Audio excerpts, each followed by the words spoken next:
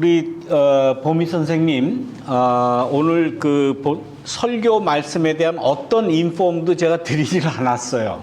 그냥 우리 받아보는 이 PPT만 보셨을 텐데 오늘 제가 드릴 말씀을 정확하게 다 하셨어요. 야, 난 놀랍습니다, 진짜. 성령의 인도라고밖에는 제가 어떻게 설명을 할 수가 없어요. 오늘 종교개혁 505주년이라고 말씀드렸는데 또 다른 기념으로 따지면 마틴 루터의 독일어 성서 번역 500주년입니다. 1522년에 마틴 루터가 이제 로만 캐톨릭으로부터 파문을 당하잖아요.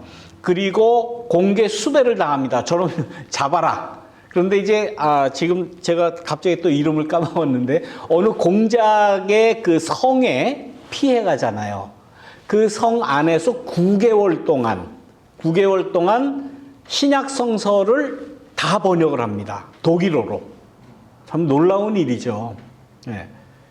그 해가 1522년이에요. 그래서 올해가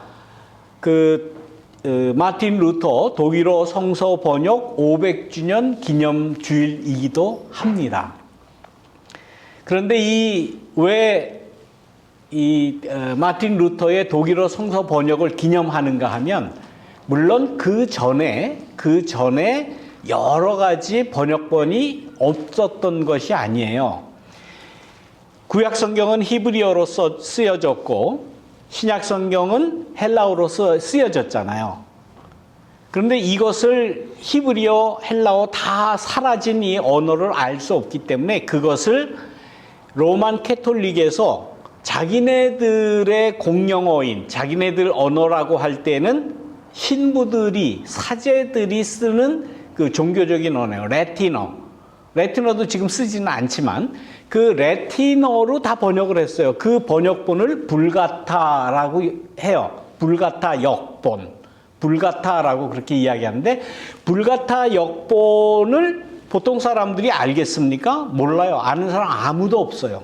누구만 아는가 하면 사제들만 아는 거예요. 교황만 알아요. 그리고 사제들은, 신부들은 레티너를 당연히 배워야 됩니다. 그래서 라틴어가 거룩한 언어다라고 지네들이 주장을 하고 예배도 라틴어로 다 하고 지금도 그래요. 지금도 라틴어로 다 미사를 집전을 합니다. 그러니까 다른 사람들은 모르는 거예요. 뭐라고 그러는지 물론 저도 모릅니다. 저도 라틴어를 2년 대학원 때 2년을 배우긴 했으나 몰라요. 쓰질 않으니까. 물론 히브리어도 마찬가지고 헬라어도 마찬가지죠. 그저 단어들 정도 이렇게 알지. 헬라어 갖다 놓고 지금 기억에는 헬라어는 읽을 수는 있을 것 같아요. 읽을 수는 있어도 이게 무슨 뜻이다라는 거 이렇게 슬슬 모르죠. 히브리어는 지금 기억에는 알파벳은 다 기억을 해요. 알파벳은 다 할 수 있는데 읽어봐라 그러면 못 읽겠어요. 지금은 다 잊어버렸어요. 그 정도로 우리가 성서의 원래 언어대로 읽는다는 것은 거의 불가능합니다. 그래서 이 성서 번역이 굉장히 중요한 거예요. 우리가 성서를 알고 하나님의 뜻을 알고 예수님의 그 행적을 아는 것이 뭡니까? 한글로 번역이 되었기 때문이죠. 그런 의미에서 마틴 루터가 독일어로 이 성서를 번역한 이 일은 굉장히 종교개혁에서 기독교 역사에서 굉장히 중요한 일로 여겨지는 겁니다. 그 중에서도 그 독일어도 마틴 루터 당시 이게 1500년 16세기 당시에 독일어가 이렇게 안정된 언어가 아니었답니다. 그래서 독일어를 쓴다고 하는 여러 나라들 간에도 서로 소통이 거의 불가능했다고 그래요. 그런데 이 마틴 루터가 아직 완전하게 이렇게 형성되지 않은 독일어를 신약 성경을 번역하면서 독일어를 이렇게 여러 독일어를 이렇게 다 집대성해서 현대의 독일어로 거의 완성시킨 그러한 업적이 있다고 그래요. 그래서 이 마틴 루터의 독일어 번역이 그 가치가 있는 것이고 그만큼 추앙을 받는 그런 것이다라고 이야기를 합니다. 우리가 잘 알기로 철학자 중에 니체라는 사람을 알잖아요. 이름은 다 알잖아요. 니체 그러면 뭐 니체가 쓴 뭐 글을 잘 모르지만은 대표적으로 니체 그러면 뭡니까? 무신론자. 무신론자라고 그렇게 이야기하지 않습니까? 니체가 이 마틴 루터의 독일어 번역본을 보고 독일어 역사에 있어서 가장 위대한 그 번역을 한 것이다라고 니체도 인정할 정도로, 그러니까 무신론자, 예수님을 믿지 않는 그 철학자도 인정할 정도의 그 완벽한 독일어를 이렇게 만들어냈고 재조합해냈고 번역해낸 일이다 하는 그러한 말입니다. 종교개혁 그러면은 개혁이에요. 예? 뭔가 그 바꾸는 거지 않습니까? 우리는 이 종교개혁의 역사 이후에 생겨난 개신교인들이에요. 프로테스탄트. 그러니까 뭔가의 프로테스탄, 그러니까 뭔가에 반대하고 그래서 제도든지 뭐든지 다 새로 만들어낸 그러한 그 기독교의 분파 중에 하나예요. 어떤 그 종교사학자들은 그렇게 이야기합니다. 한 종교가 인류에게 정말 깊은 영향을 주려면 적어도 1000년은 역사를 가지고 있어야 된다라고 봐요. 그런데 우리 개신교는 지금 기껏 해봐야 505년이에요. 올해로 505년.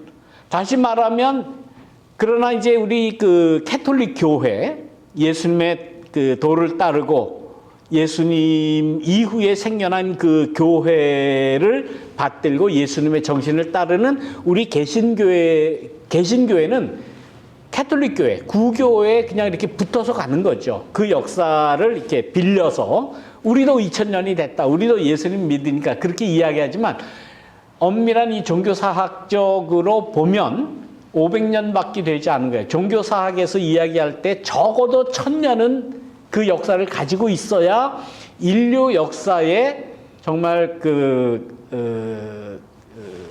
뭐라고 그래야 될지 모르겠습니다만은 그 중요한 영향력을 줄 수 있는 그런 뭐 진정한 종교라고 할까요? 믿을 만한 종교라고 할까요? 그런 얘기에 우리는 아직 미치지 못한다는 거예요. 우리 개신교가. 그래서 그런지 지금 현재에 와서 우리 개신교회의 모습을 보면 특히 이 한국 개신교, 특히 이 미국에 이민 온 한인 이민 이 개신교회의 모습을 보면 우리 후손들에게 야 이렇게 믿어라. 야 이게 교회다. 이게 교회의 모습이다 라고 자신 있게 내줄 수 있는 게 뭐가 있겠습니까? 개신교회도 505년밖에 되지 않았고 우리 한인들이 복음을 전에 받은 것도 그저 200년 남짓이에요. 상당히 그 신앙의 깊이가 얕다고 밖에는 볼 수가 없어요. 그렇다고 해서 우리가 뭐 성서 이해나 성서 해석이나 이런 데 전문적인 지식을 가지고 있습니까? 그렇지 않아요. 저를 포함해서 여러분들 다 똑같이 과거 교회에서 목사의 설교를 듣고 목사가 이야기하는 거기에 이렇게 젖어 있을 겁니다. 성서가 뭘 이야기하는지 성서 신학적인, 성서학적인 이야기를 드리면 생소해요. 이 말씀을 드리는 이유는 제가 지난 한 달 전부터 마태복음 25장 교회를 이야기하면서 2주 전부터는 달란트 비유를 말씀을 드렸어요. 2주 전부터 아마 굉장히 생소하셨을 거예요. 이게 맞는 말이야? 아니, 우리는 다 그 달란트를 나눠준 주인이 하나님이라고, 혹은 예수님이라고, 우리가 믿는 신이라고 생각하고, 신으로부터 달란트를 잘 우리가 개발해서 잘해서 남기고, 이익 남기고, 그래서 나중에 예수님 재림하실 때 다 내가 남긴 걸 가지고 가서 내가 이렇게 남겼습니다. 이렇게 일했습니다. 이렇게 했습니다. 자랑하고, 칭찬받고, 구원받는 것으로 우리는 지금까지 들어왔고 생각해 왔어요. 근데 저는 전혀 다른 얘기를 여러분들에게 아마 여러분도 처음 들으셨을 거예요. 소개를 드린 겁니다. 마틴 루터가 독일어로 성서를 번역한 이후에 역사적으로 1522년 이후에 독일 사람들이 처음으로 자기네 언어로 자기 입으로 하나 예수님의 말씀, 그 복음서를 읽을 수가 있었던 거예요. 그것이 1522년 그 이후의 이야기예요. 그 이전에는 몰라요. 그냥 사제가 이야기하는 대로 그냥 막연하게 그냥 들은 거예요. 그나마 라틴어로 예배를 집전을 했기 때문에 뭐라고 하는지 아무것도 모릅니다. 그냥 신부가, 사제가 이래라 저래라 그러면 그냥 따르는 거예요. 그래서 유럽의 교회를 가보면 그렇게 많은 벽화들이 있는 이유가 바로 그겁니다. 뭐라 그러는지 모르니까 성경을 읽을 수도 없으니까 그림 보고 알아라. 그래서 그림이 발달된 거예요. 교회 그 성당에 가면 뭐 이런 그 조형물들, 뭐 조각들, 이런 거 눈으로 시각적으로 보고 저게 아브라함이 지금 이삭을 바치는 그 장면이구나. 예수님이 오병이어를 베푸는 기적을 일으키는 장면이구나. 죽은 나사로를 살리신 장면이구나. 뭐 수많은 그러한 그 성경의 이야기들이 미술 작품으로 이렇게 발표가 되고 전시되고, 각 교회마다, 각 성당마다 다 그 그림이 다 다른 이유가 그거잖아요. 우리 지난주로 우리 이경구 교우께서 그 세스나 성당 그 동영상 다 보셨어요? 이거 아주 멋있더라고요. 그 안에 그 성당 천장에 있는 천지 창조 그 벽화, 다 그런 이유예요. 우리는 태초에 하나님이 천지를 창조하시니라 창세기에 있는 말씀 다 알지만은 그때는 읽지를 못하니까 그림 봐라. 이런 창조의 이야기가 있다. 다 그림으로 설명을 해서. 그러니까 거기에 대해서 그 성경 말씀에 대해서 해석이 불가능한 거예요. 이게 무슨 말씀이냐라는 해석을 할 수가 없는 거예요. 인간의 사고가 그 그림에 한정돼 버려요.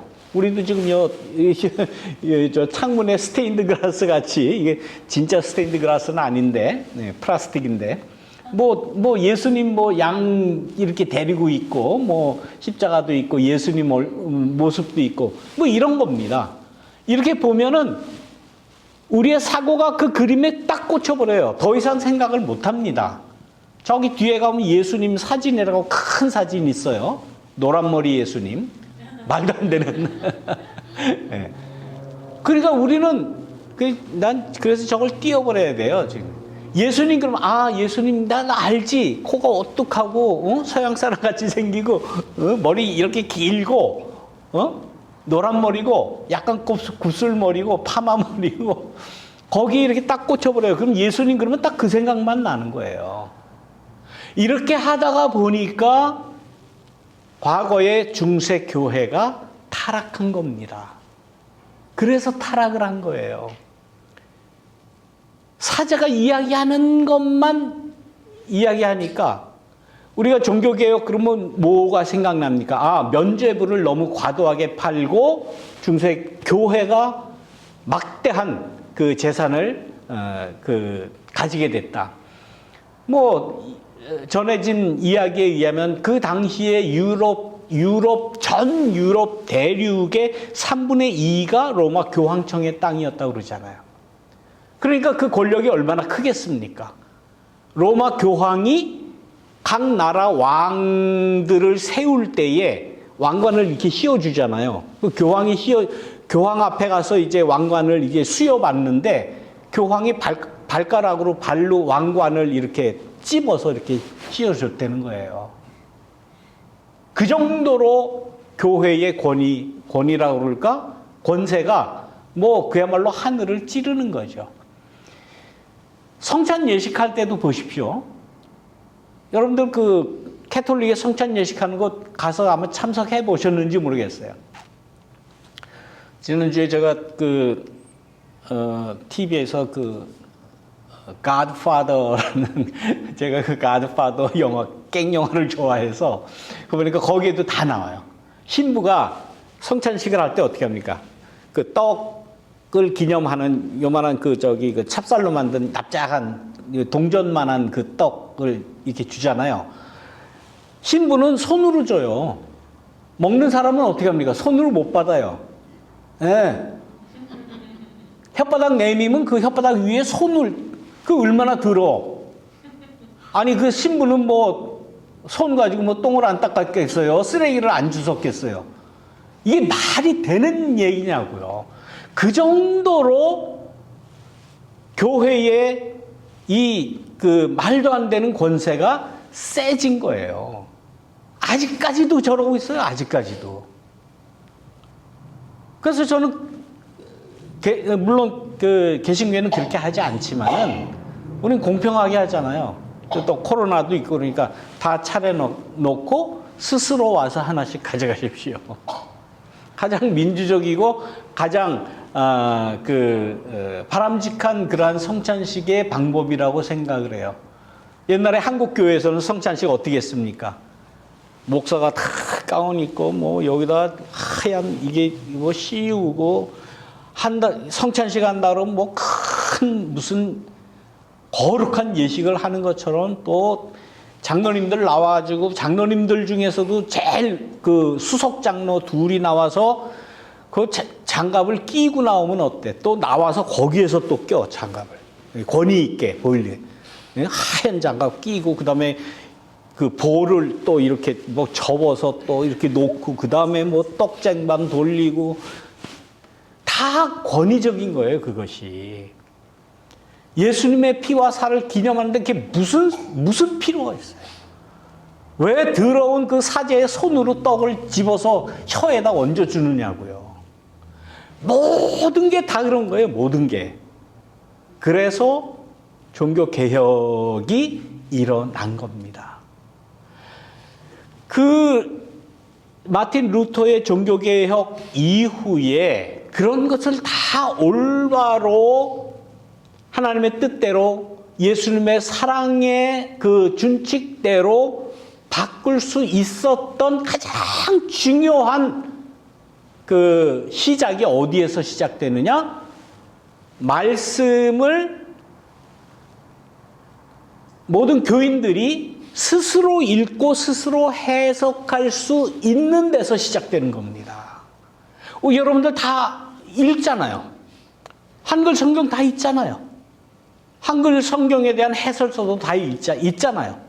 요즘엔 뭐 인터넷이나 유튜브나 이런 것을 통해서 얼마든지 다 이게 무슨 말씀이다라는 여러 가지 소스를 다 들을 수가 있어요. 제가 지금 이렇게 말씀을 드리지만 좀 큰 교회 가보면 의자 밑에서 전화기를 다 두들깁니다. 아, 저게 맞는 말이야. 구글로 다 쳐봐요. 오늘도 여러분들 그 구글로 가서 오늘 본문 넣고 많은 목사님들 설교 다 한번 찾아오요. 찾을 수가 없어서 안 하죠, 물론. 그러니까 목사가 마음대로 자기 주장만 할 수 없는 시대예요. 다 검증되는 시대입니다. 이게 바람직한 거예요.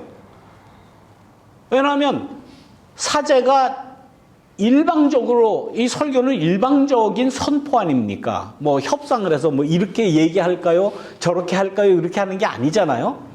일방적인 선포이지만 그 선포된 말씀 안에 객관성이 담겨 있지 않으면 그 설교는 내쳐지는 거예요. 아웃되는 거예요. 누가 그 말씀을 따르겠습니까?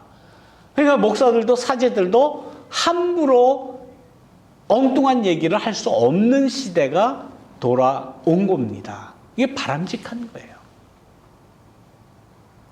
우리에게 있어서, 현대의 우리에게 있어서 가장 소중한 것은 뭐냐? 우리가 우리의 글로 성경을 읽을 수 있다는 것. 성경을 읽을 수 있다는 건 뭡니까? 나름대로 내 삶에, 내 생활에 맞게 내가 해석할 수 있다는 거예요. 여러분들은 평생 교회 다니셨어요. 나름대로 성경 말씀을 해석할 수 있는 능력이 있습니다. 또 나름대로 성서를 해석해야 돼요. 그런데 그 능력이 없어요. 왜? 과거 목사로부터 들었던 그 교리적인 그러한 해석을 하지 않으면 내가 어떻게 벌 받을 것 같아? 안 될 것 같아? 아니에요. 목사의 해석이 틀릴 수 있어요. 올바르지 않을 수가 있어요.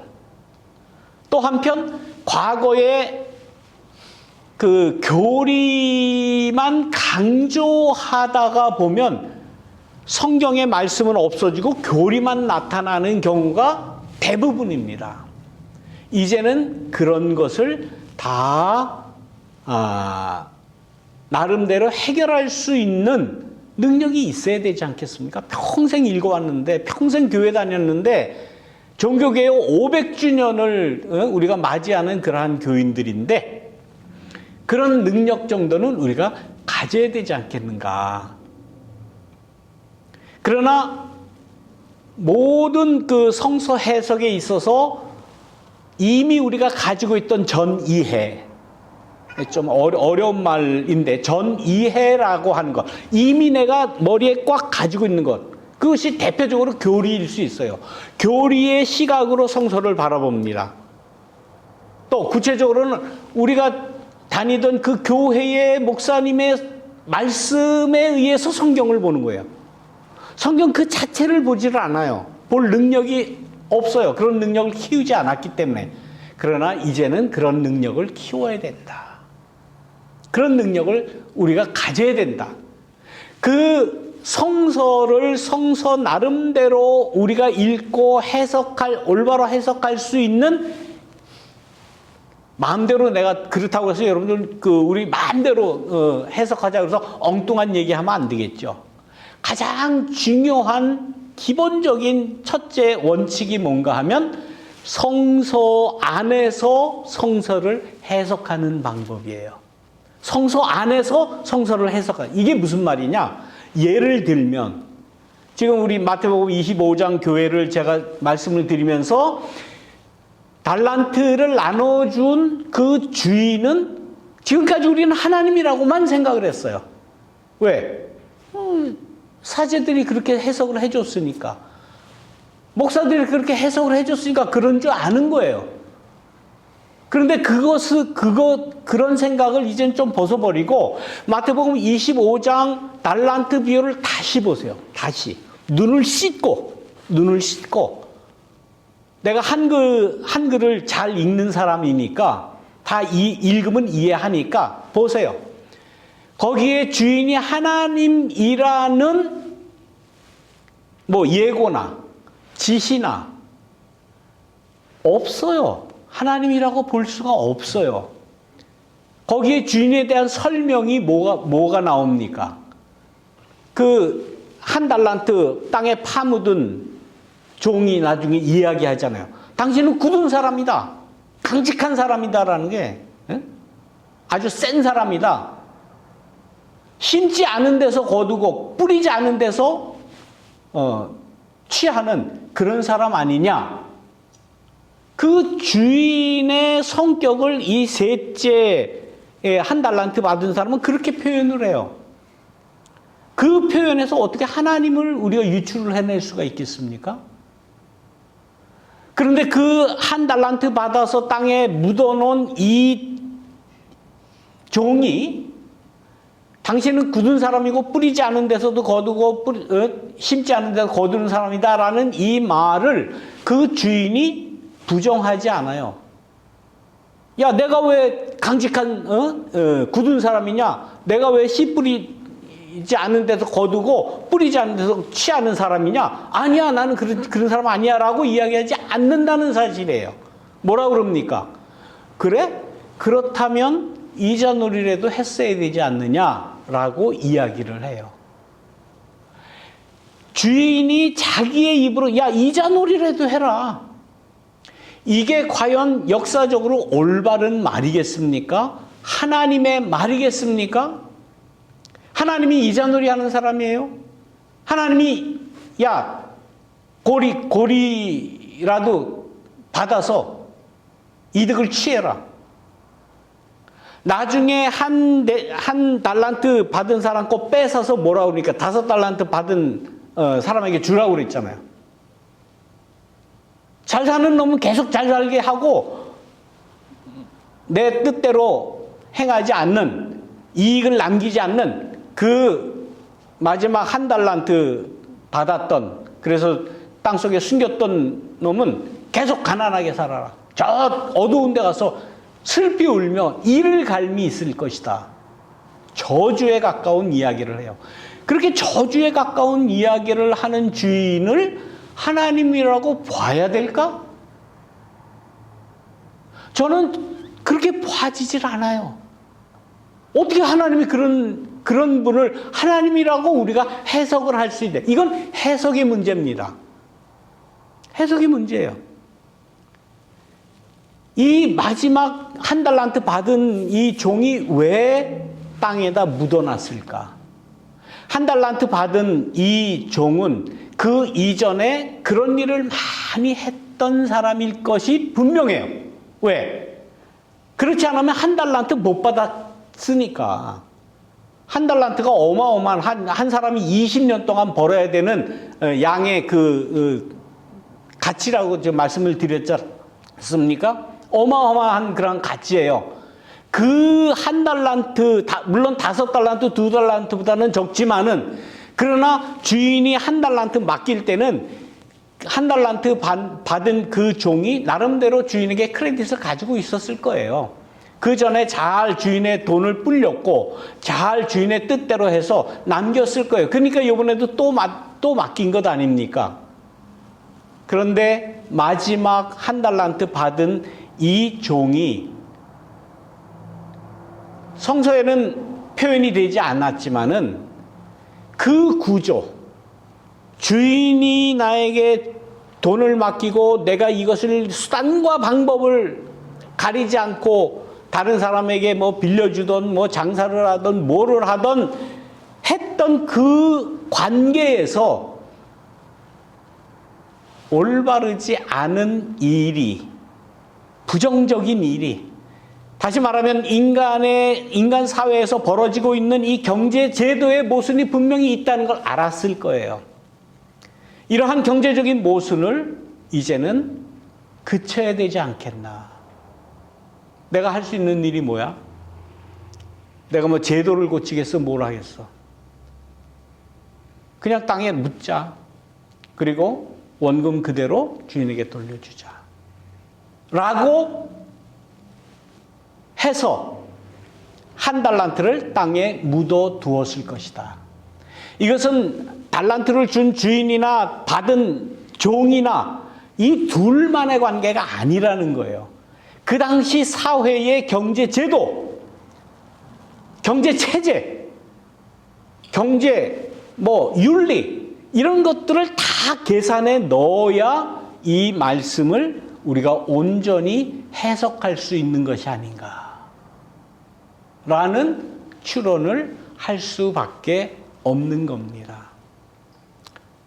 물론 현대 사회, 자본주의 경제가 극도로 발달된 이 사회에서 이자 없이 우리가 이자 없이 우리가 돈을 융통할 수 있는 일은 하나도 없어요. 다 이자입니다. 뭐든지 다 이자예요. 그래서 이자 받는 것이 생각을 합니다. 그러나 이러한 체제에 부정적인 요소가 얼마나 많습니까? 우리는 이 신앙의 입장에서 이런 것까지 우리가 신앙적으로 해석할 수 있는 그러한 마음의 여유를 갖고 이 말씀에서 우리의 삶의 모습을, 삶의 그 꼴, 삶의 쉐입을 우리가 발견하고 그 새로운 삶의 모습을 추구하는 것이 현대인의 신앙의 올바른 모습이 아닌가라고 생각하는 거예요. 방법은 많아요. 여러 가지예요. 어떻게 해야 우리가 공통적으로 다 잘 살 수 있느냐.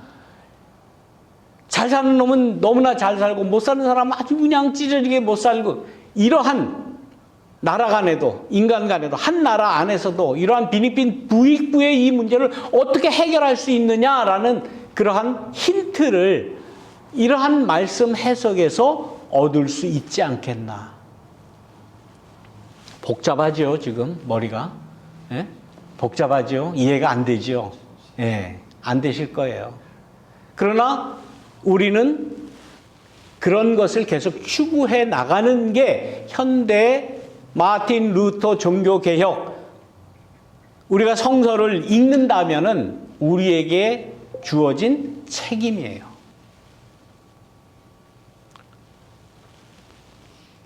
예, 오늘 뭐 드릴 말씀이 굉장히 많았었는데 시간이 좀 30분이 지났어요. 죄송합니다. 예, 오늘은 이만큼 해서 마치도록 하겠습니다. 예, 말씀을 기억하시면서 기도 드리겠습니다.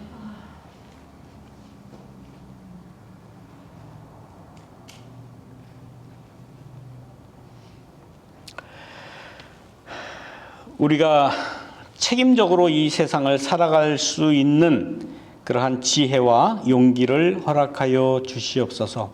주님께서 우리에게 허락하신 이 귀한 하나님의 말씀, 예수님의 이 하나님 나라의 복음을 우리가 귀하게 여겨 책임적으로 이 말씀을 이해하며 해석하며 살아갈 수 있도록 인도하여 주옵소서. 예수님의 이름으로 기도드립니다. 아멘.